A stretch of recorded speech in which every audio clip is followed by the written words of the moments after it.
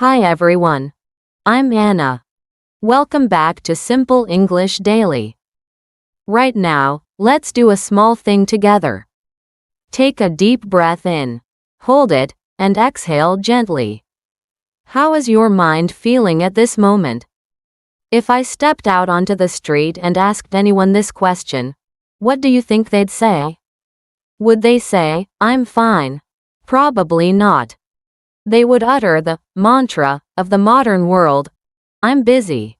I'm just so busy." We live in a very strange era. We treat busyness like a prestigious medal pinned to our chests. If you're swamped, it means you're important, you're successful. But if you're relaxed, people might think you're lazy. So, we dive into an endless race, from the moment we open our eyes until we collapse into bed. We chug our coffee behind the steering wheel. We answer emails while chewing our lunch. We watch movies with our families, yet our hands are still scrolling through TikTok. Sociologists call this phenomenon time famine. It sounds paradoxical, doesn't it? We possess cutting-edge technology designed to save time. Washing machines, dishwashers, high-speed internet. Yet, somehow, we are more time poor than our grandparents' generation. We always feel like we're falling behind, as if we're running for our lives on a treadmill with no stop button. But I have a question for you. Where exactly are we running? What is the prize at the finish line? If we keep racing through life, are we actually living it? Or are we just fast-forwarding to get to the end sooner?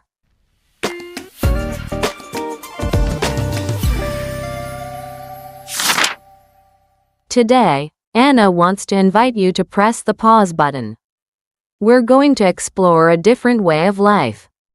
It's called slow living. Don't worry, it doesn't mean you have to quit your job or go live like a hermit in a cave.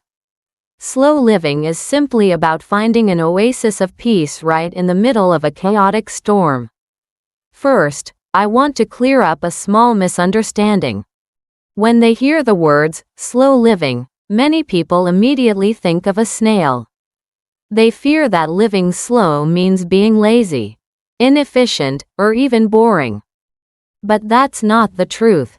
Slow living isn't about doing everything sluggishly, it's about doing everything at the right speed. Imagine life as a piece of music. If you play a song too fast, all you hear is chaotic noise. You can't possibly feel the melody. On the other hand, if you play it too slow, it becomes tedious. You have to play it at the right tempo. Sadly, most of us are currently playing the song of our lives at double speed. Slow living is simply returning to its original, natural pace. The core of this lifestyle lies in one word, intentionality. This means doing everything consciously, instead of letting yourself drift on autopilot. Let's compare. With a fast lifestyle, you rush through a sandwich while typing furiously on your computer. You have no idea what it tastes like, and you don't even notice the texture of the bread.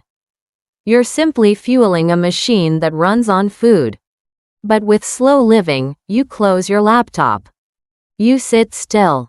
You look at the sandwich in your hand. You take a bite, feel the cheese melting, and fully enjoy that moment. Both ways take 5 minutes. The time is the same. But the quality of the experience? They are worlds apart. That is exactly the mindset of quality over quantity. The noisy world out there tells you, do more, buy more, watch more. But slow living whispers to you, do less. But do it better. Having 2 kindred spirits is better than having 50 superficial acquaintances. Deeply reflecting on one book is better than skimming through 10. Owning one high-quality coat is far better than having 10 cheap ones that fall apart quickly. Therefore, slow living is a courageous decision. It's when you decide to steer away from the noisy highway and take the scenic route instead. You will still reach your destination, but you'll get to enjoy every flower and every blade of grass along the way. So, where did this brilliant idea come from? Was it from a fancy yoga studio in California? Or a silent Zen temple in Japan? Actually, no. It started right on the bustling streets of Rome, Italy, in 1986. At that time, the fast food giant McDonald's announced a bold plan to open a restaurant right next to the legendary Spanish Steps, one of the most beautiful heritage sites in the world. To the Italians, this was nothing short of an insult. They saw fast food culture as a threat to their soul. Italian culture is built on long lunches, fresh ingredients from the garden, and families gathering for 2 hours to laugh and share. McDonald's represented the opposite, eating fast, eating alone, and fueling up on soulless, industrial food. In response, a man named Carlo Petrini stood up and organized a protest. But he didn't bring weapons. He didn't bring angry signs.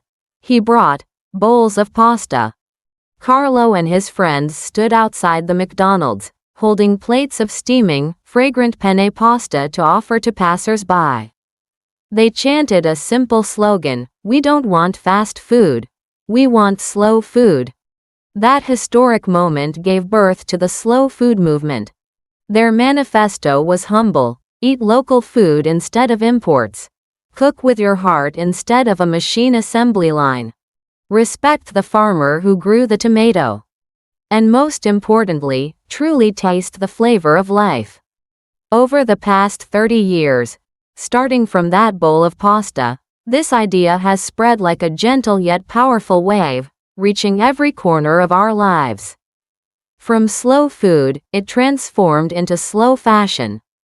Instead of buying a $5 t-shirt that only lasts a month, you choose a durable, beautiful piece that can accompany you for 5 years, and you cherish the hands of the artisan who wove it.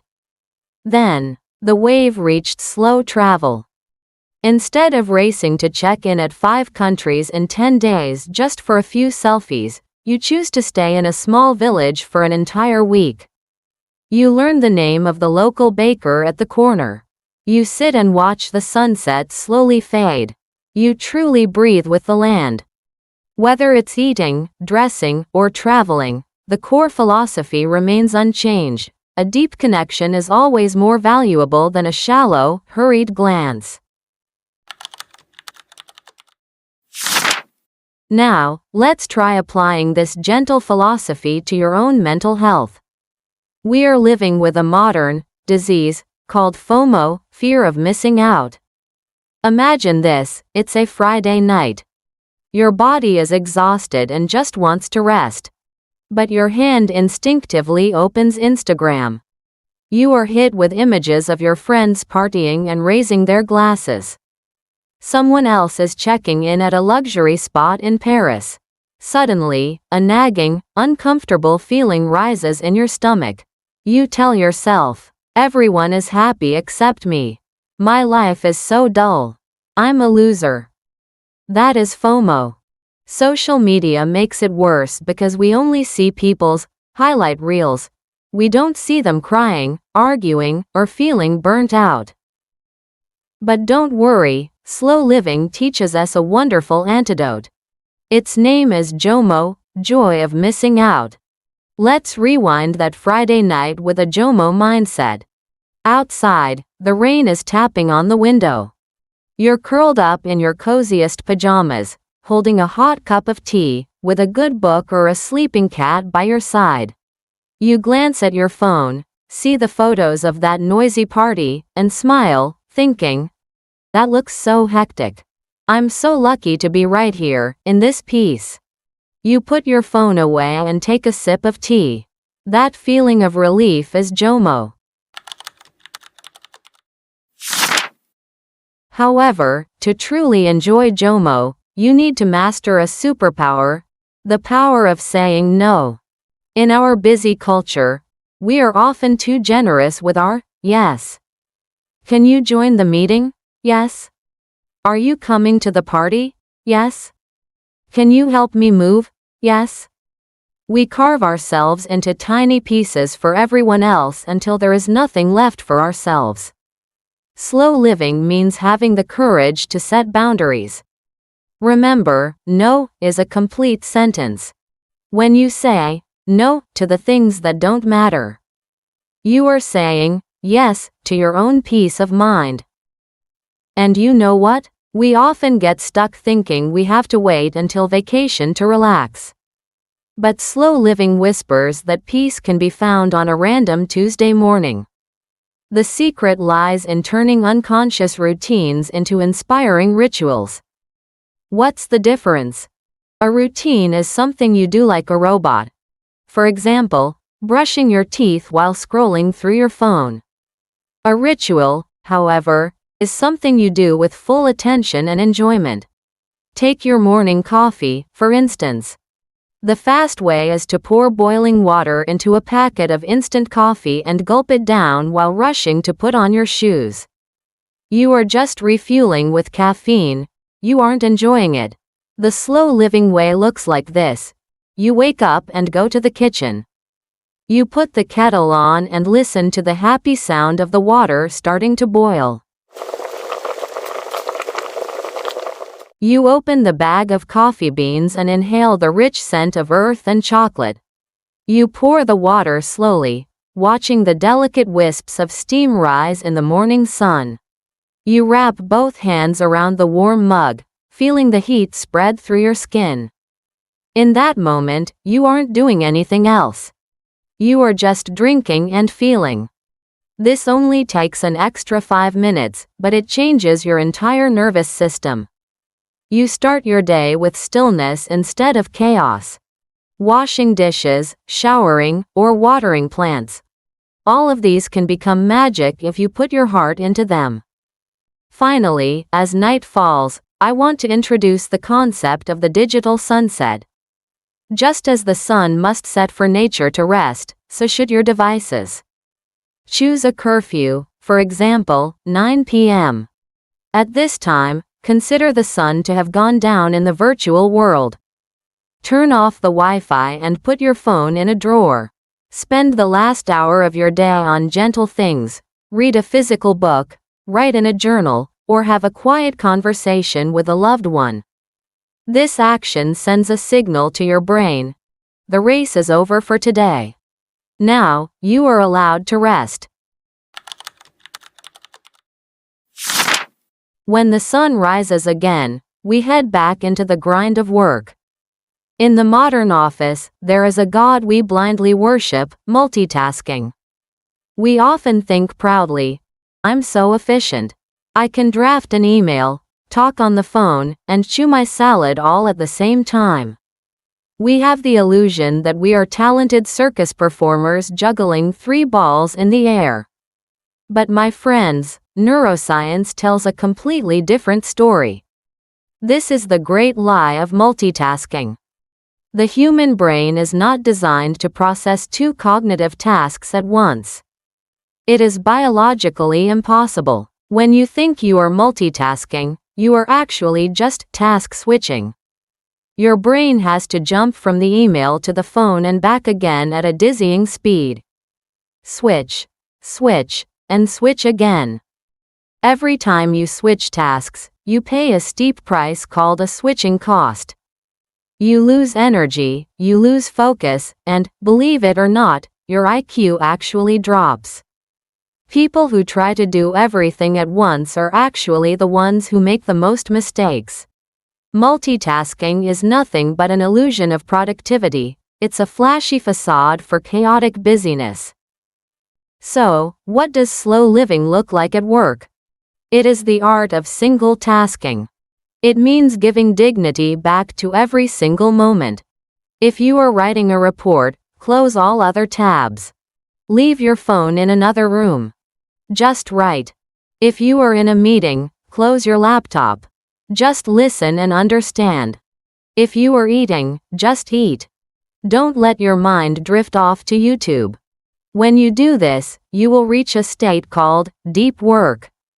This is when you dedicate 60 to 90 minutes to one difficult task without any distractions.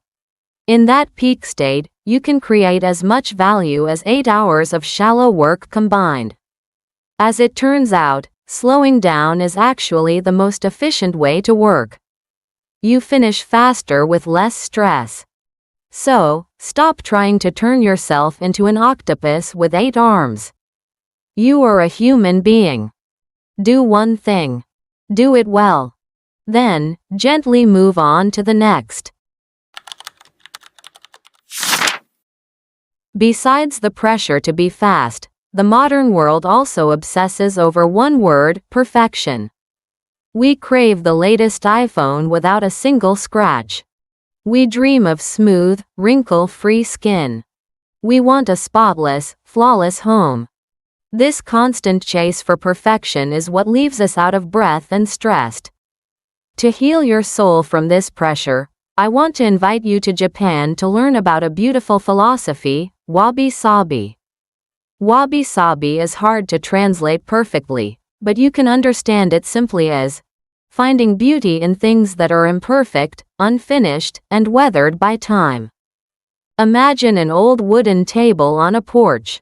It's covered in scratches, has circular ring stains from hot coffee mugs, and the paint has faded over the years. A perfectionist would say, "It's too old and ruined. Throw it away and buy a new one." But the eyes of Wabi-Sabi would whisper, "Look at those scratches. They are telling a story. This table has lived. It has witnessed many family gatherings. It is beautiful precisely because it is old." The Japanese elevated this philosophy through the art of kintsugi, golden joinery. When a precious tea bowl breaks, they don't throw it away. They use pure gold to join the broken pieces back together. Instead of hiding the cracks, they highlight them. And miraculously, after being broken, the bowl becomes many times more valuable and beautiful than it was before. Applying this to our own lives, slow living means learning to be compassionate toward our own flaws. My dear friends, you don't have to be perfect. You don't need a glittering career or a model-like physique. The wrinkles at the corners of your eyes are the history of your smiles. The mistakes of your past are the milestones of your maturity. When you stop forcing yourself to be perfect, that is when you truly begin to relax. That is when you start to live slowly. And you will realize that a simple, imperfect life is, in itself, a complete and fulfilling one. If you ever find yourself lost in the hustle and bustle of life and forget how to slow down, just step outside. Look at a tree. Does it look stressed to you? Is it in a hurry to outgrow its neighbors? Not at all. As the philosopher Lao Tzu once beautifully put it, nature does not hurry, yet everything is accomplished. The sun rises steadily. Flowers bloom at their own pace. The 4 seasons pass by slowly. Nature has its own heartbeat, a slow, patient, and compassionate one. We, as humans, are a part of nature. We are not machines. Yet, by locking ourselves in concrete jungles and behind smartphone screens, we have lost touch with that primordial rhythm. We try to force the winter to be as warm as the summer. We try to force the midnight to be as bright as high noon. To heal this hurry sickness, you need to synchronize your heartbeat with nature once more. Anna has a small challenge for you. This weekend, take a walk in a park or a forest. But here is the rule: absolutely no headphones. No podcasts. No music. Just listen to the wind rustling through the leaves. Listen to the birds. Listen to the crunch of your own footsteps.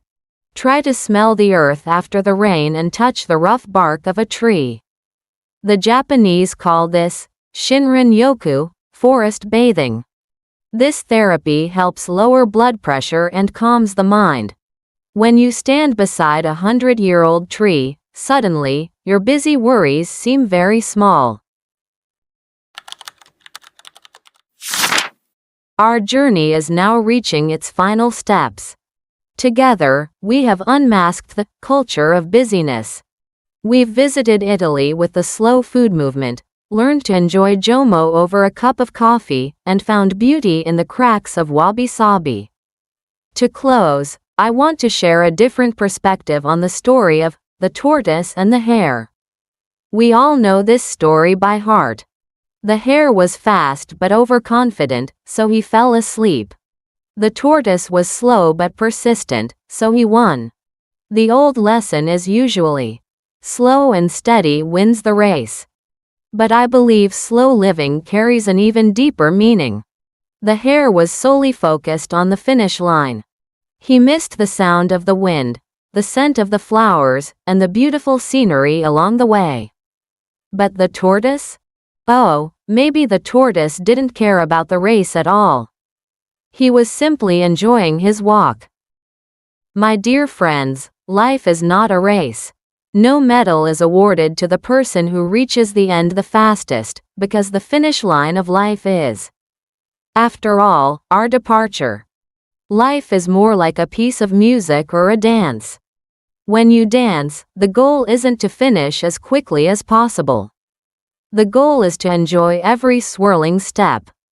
So, please, slow down. Take a deep breath. Drink your coffee slowly. Hold your loved ones a little longer. And look up at that blue sky. You are exactly where you need to be. If this video served as a peaceful sanctuary for your soul today, please leave a like as a warm hello to me. If you know someone who is feeling burnt out from the constant race of life, please share this video with them. A small act of kindness from you could help someone find their own rhythm again. And let me know how you feel by commenting the phrase, "I choose slow living." Let's build a community of peaceful souls together right here. Don't forget to hit subscribe so we can sit down and chat again in our upcoming videos. Thank you for listening. Slow down and live every moment to the fullest. I'm Anna. Goodbye, and see you next time.